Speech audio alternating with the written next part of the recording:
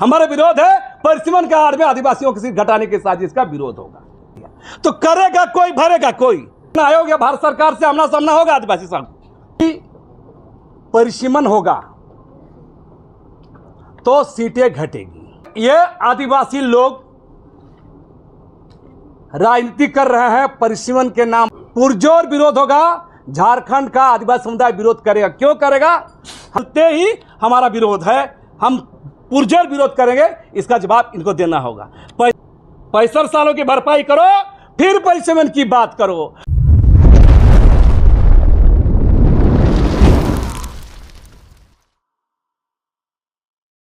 जो संवाददाता सम्मेलन रखा गया है,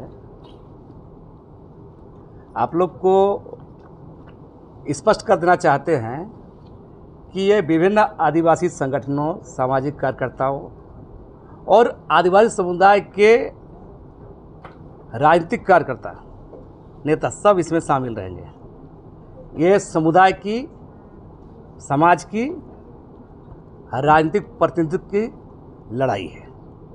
हम लोग इसी रूप में देखते हैं इसको, और इसीलिए 30 अगस्त को आदिवासी एकता महाजुटान महारैली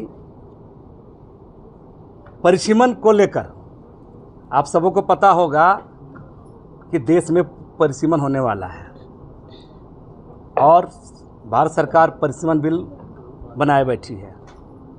और जैसा आशंका है, आबादी के हिसाब से, जनसंख्या के हिसाब से परिसीमन किया जाएगा।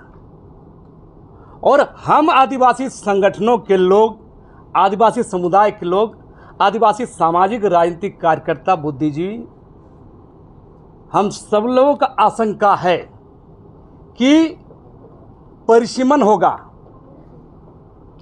तो सीटें घटेगी। बहुत सारे लोग तर्क दे रहे हैं, बहुत सारे राजनेता, पत्रकार, बुद्धिजीवी कि सीटें बढ़ाया जाएगा तो सीटें आदिवासी की बढ़ेगी। सवाल वो नहीं है, सवाल अनुपात में सीटें आदिवासियों की घटेगी। अगर झारखंड के विधानसभा की सीटें भी बढ़ाई जाएगी तो उस अनुपात में सीटें घटेगी। इसमें हमारा साफ साफ कहना है। बहुत सारे लोग कहते हैं कि परिसीमन आयोग बना है तो परिसीमन करने के लिए बना है, और ये आदिवासी लोग राजनीति कर रहे हैं, परिसीमन के नाम पर लोगों को गुमराह कर रहे हैं। परिसीमन होना है, परिसीमन होके रहेगा। इसमें हमारा साफ साफ कहना है, हम लोगों ने कभी भी परिसीमन का विरोध नहीं किया है, लेकिन परिसीमन के बहाने, परिसीमन के आड़ में आदिवासियों की आरक्षित सीटें घटाई जाएगी, लोकसभा की या विधानसभा की, इसका पुरजोर विरोध होगा। पुरजोर विरोध होगा। झारखंड का आदिवासी समुदाय विरोध करेगा। क्यों करेगा? हम इस बात को भी स्पष्ट करना चाहते हैं। हम जानते हैं कि एक सवाल हम बार बार करते हैं, परिसीमन होगा, सीटें घटाई जाएगी। आपको जानकारी देना चाहेंगे, परिसीमन का विरोध दक्षिण भारत के राज्य क्यों कर रहे हैं? परिसीमन का विरोध दक्षिण भारतीय राज्य इसलिए कर रहे हैं क्योंकि राष्ट्रीय जनसंख्या नीति को सबसे अगर मजबूती से लागू किया है तो दक्षिण भारतीय राज्यों ने, और नॉर्थ के राज्यों ने क्या किया है? आबादी पर अंकुश नहीं लगाया है। और अब बोला जा रहा है कि आबादी जिधर जनसंख्या के आधार पर आपको परिसीमन किया जाएगा। तो ये दक्षिण के राज्यों के साथ ही नाइंसाफी है।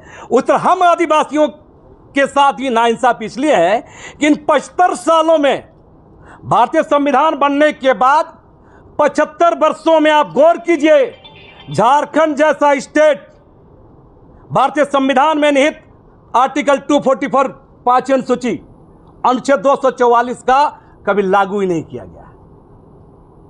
झारखंड के अंदर में ही CNT act, SPT act, Wilkinson rule जैसे कानूनों को इंप्लीमेंट नहीं किया गया है। और सबसे बड़ा बात कि इस कारणों से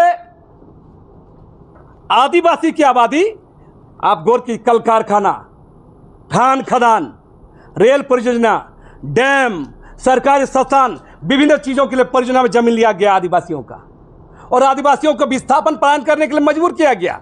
बाहर के लोग घुसते गए और हमारे लोग बाहर होते गए, धकिया के बाहर होते गए। हमारा इसमें साफ साफ कहना है, मैं इस बात को इसलिए बार बार कहूंगा क्योंकि संविधान के नियमों का उल्लंघन करके हुआ है। देश के अंदर में कहीं लोग बसे खाए पिए, मतलब हमको उसमें ज़्यादा हम लोग को नहीं है, लेकिन सवाल है संविधान में नियम कानून है ना भाई।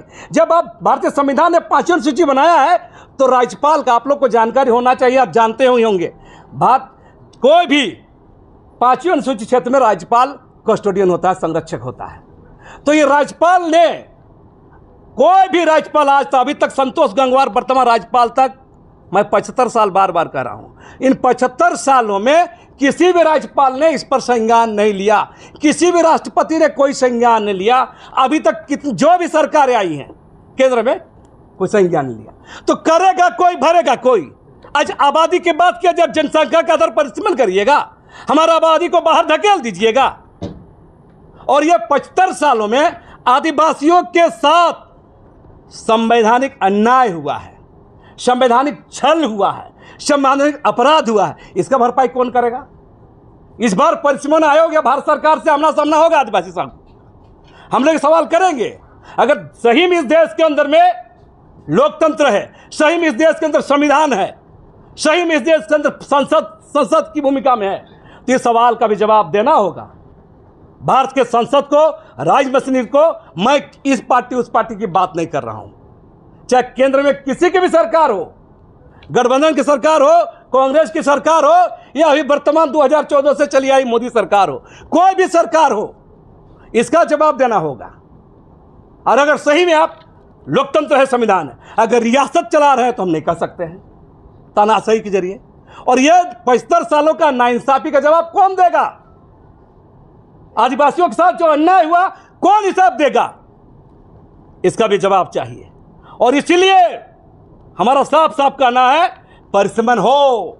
हमारा विरोध नहीं है, हमारा विरोध तब है परिसीमन की आड़ में हमारा जो 75 सालों से हमको झेला गया है, हमारा जमीन छीना गया, हमारे संवैधानिक अधिकार को खत्म कर दिया गया है, उसका हिसाब कौन देगा?